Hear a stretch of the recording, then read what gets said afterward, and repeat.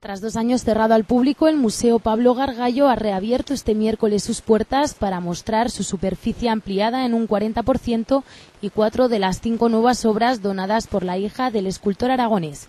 El museo, que cuenta con 190 obras, de las que el 90% han sido donadas por la familia del artista, posee también una colección permanente a la que se suma una sala de exposiciones temporales que se inaugurará la próxima semana. En la reapertura de este museo ha estado el alcalde de Zaragoza, Juan Alberto Belloc, y la hija del escultor, Pierre Gargallo. Cada vez que he venido ha sido siempre una satisfacción y un placer de verlo.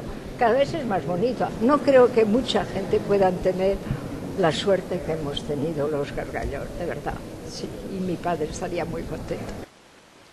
La reapertura de este museo servirá de empuje a la candidatura de la Capitalidad Cultural 2016. Este es un momento que hay que dar las gracias a mucha gente por tener un museo realmente importantísimo. Tengan en cuenta que, si exceptuamos a Goya, Pablo es probablemente la figura más importante, más conocida y reconocida a nivel internacional que hemos hecho en Aragón. Eso es una evidencia. Las puertas de este museo estarán abiertas ininterrumpidamente desde las 9 de la mañana y hasta las 9 de la noche, excepto los lunes y los domingos por la tarde, que permanecerá cerrado.